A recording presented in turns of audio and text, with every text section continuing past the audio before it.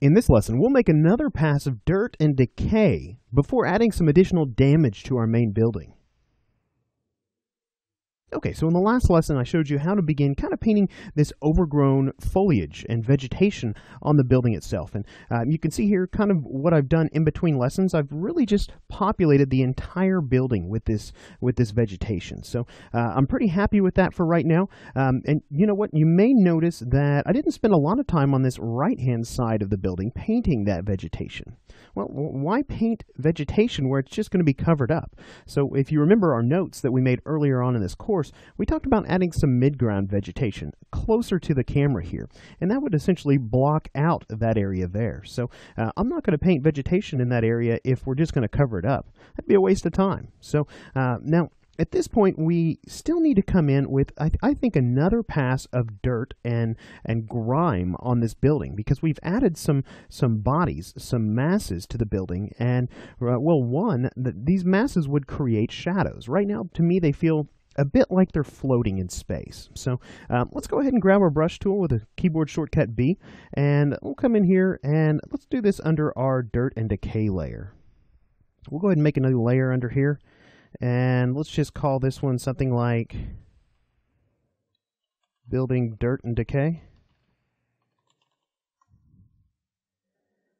And with our brush tool active, let's go ahead and right click, and we'll come down here and grab these structure brushes again. So again, there's a few different ones for you to choose from, three right here.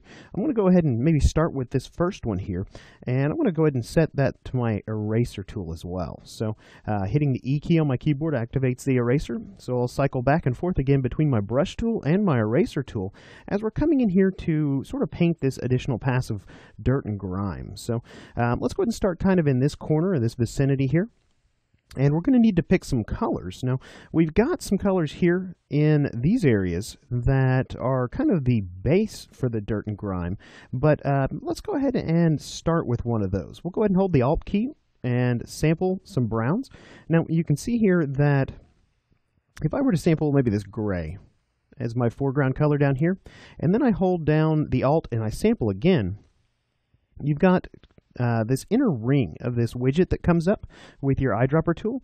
The bottom color of the inner ring is the current color you had selected, and the top color is the color you're currently mousing over. So if I come over here and grab this green, you can see what that looks like against the gray. So in this case, I'm going to go ahead and grab maybe this color right here, this dark brown color, and release. And now let's say we paint that color. Let's come in and kind of begin painting that over here. I'll just right click and hold Alt and drag to increase and decrease the size of my brush here. Say we start painting this in, and man, that's just not dark enough right there. So let me step back with a Control Alt Z, and let's go ahead and see if we can't find a darker color here. So if I sample there, no, it's not darker. Just kind of mouse around and find something in comparison that looks a lot darker than that current brown. And if I don't see anything that looks good off the top of my head, I may just come over here and leave it at that current color. And let's go ahead and choose a little darker brown. Just come in and desaturate that a little bit, maybe, and darken it up some.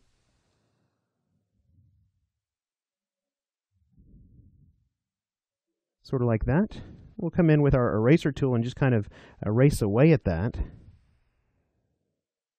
That's about what I'm going for there. I'm liking that color a lot. So it's just a matter of painting and then erasing away where maybe it got a little too thick. Now I'm going to hit the X key on my keyboard, and let's go ahead and grab another color here. I'm going to come in, and with the color picker open, we can actually pick that same color. We'll just start by clicking on that, and that'll sample that brown that we started from a moment ago. I'm going to choose an even darker color here that we could use for maybe the shadows. So if I come in now with my brush tool active and paint that, that's a bit darker. Now, again, this brush has pressure-sensitive dynamics applied to it, and you can access those actually by going to the brush panel. You can find that under the window drop-down here, or you can just hit F5. And you can see we have shape dynamics as well as transfer applied to this particular brush. And looks like there's no pressure-sensitive options under shape dynamics, but under transfer, we've got the opacity jitter set to by pressure. So that's why we can press lightly and get a lighter color and darker and get a darker color with this particular color selected. So I'm going to come in and we'll just begin kind of painting in some shadows underneath these. If we need to, we can come in and kind of feather those back with the eraser tool if we get a little bit too dark. Now, keeping in mind kind of the median for this area in terms of shadow, looking at kind of the darkest points in the image as a point of reference for our shadows. We don't want to go too much darker than that because then our shadows are going to pop too much and it's not going to feel natural. So we'll come in here like that. Let's go and paint some more dirt over here. Some areas where I feel like there should be a lot more dirt is up here on this gray border. So I'm going to come in and just start kind of feathering that in. Use my eraser tool to kind of create some noise in that dirt. You can see that structure brush does a lot on its own, but it still doesn't look quite natural enough. So I like to come back and erase away just a little bit of that. Just by tapping on my Cintiq with my stylus here, just to kind of feather some of that dirt back. Come over here. Maybe there's a big dirty patch right there. Thinking about ways or areas where dirt's going to collect naturally. You know, obviously, if this is a building that is deserted and hasn't been maintained in quite some time, then as this vegetation has grown on top of it, as storms have come through, then you've got dirt collecting in certain areas. So you want to spot those areas, look for them. Areas like corners like this one here, maybe under edges of things. Thinking about windowsills is another good target for dirt and grime. So if we came in here and used our brush tool, maybe came in and just kind of feathered in some more additional dirt underneath these windowsills, probably would do our image well.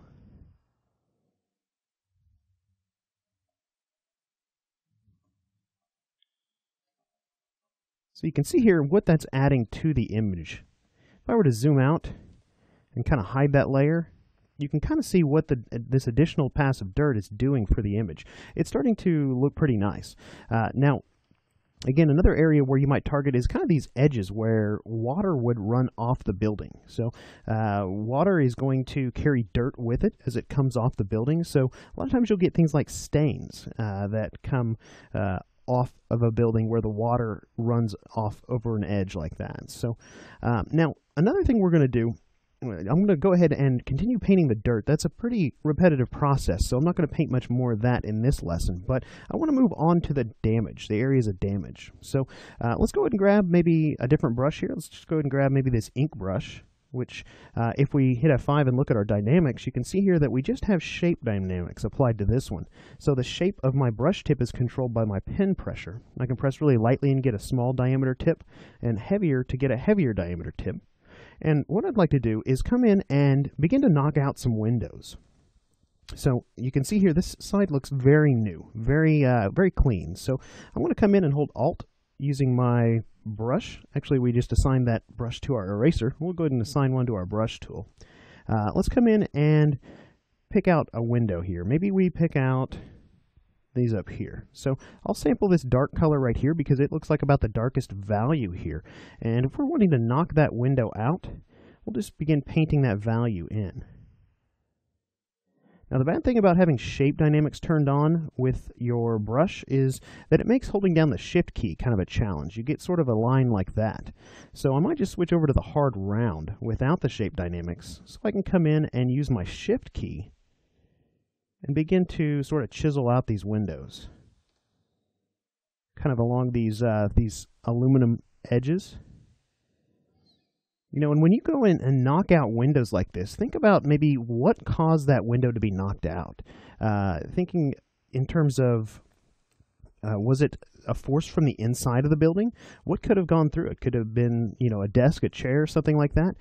So maybe we come in and we leave some little glass shards sticking up. Sort of like that, just to give it a little more character.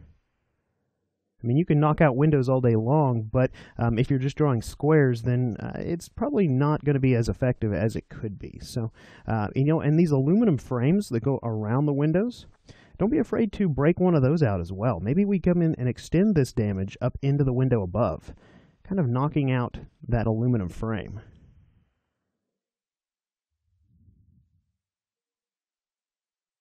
Let's kind of paint in some damaged area here.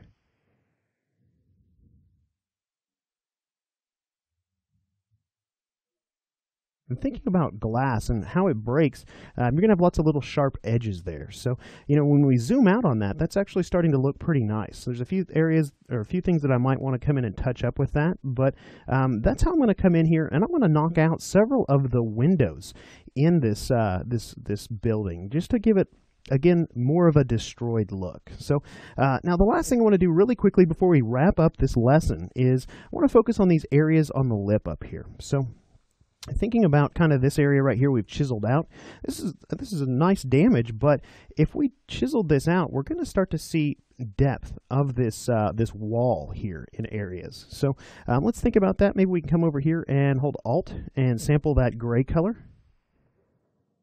And let's actually make that a little bit lighter here. We'll come in and just brighten that up just a little bit. Okay, so that'll work. Now, thinking again about our light source, if it's bleeding in from this top left corner, then you're probably going to have a little bit more of an illuminated edge right here. So I'm going to come in and just quickly kind of block that in. Let me go ahead and let's see what color we got down here on our background. We'll come in and choose a little different color, maybe a darker brown.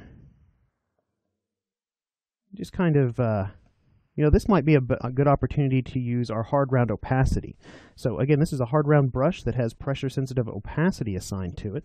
So with this one, we can come in, we can lay down maybe a base of this darker color, or even the lighter color if you prefer to work light to dark, and we can come in and kind of feather in some damage here. I'm going to use a fairly small brush tip.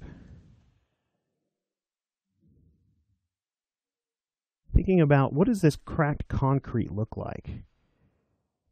Kind of alternate back and forth between my two colors here, and even use my eraser tool some to maybe kind of bang up this edge right here.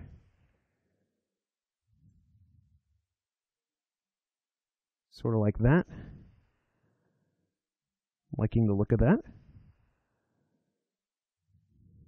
So you can already see, just by zooming out, how that's starting to look a little bit more like a broken, decayed edge. Now, there's not a lot of bright highlights, so I might even come in here and maybe sample something from the sky around, and maybe even start to kind of feather in a little bit brighter color in there.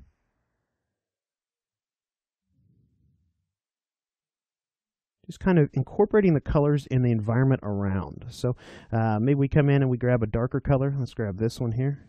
Actually, let's grab that and make it a little darker. I'm going to kind of darken up this edge right here, maybe where a shadow's cast. All right, so you can kind of see what that's looking like from a distance. It's actually kind of looking like the inside edge of this wall that's been knocked down. So again, we've got another opportunity to do that over here. Again, with this one, thinking about what portion of this wall would you see based on our point of view. We probably would see the inside of this edge right here. So I'll let you go ahead and do that in between lessons. I'll do the exact same thing. I want to go ahead and finish this second pass of dirt just on top of, actually underneath of the vegetation that we've added. And in the next lesson, I want to go ahead and add kind of another element here. We've broken out some windows here. I want to kind of cave in this area right down here, and maybe there's a car that has somehow found its way into the building and is protruding out of the building there. So we'll go ahead and do that in the next lesson.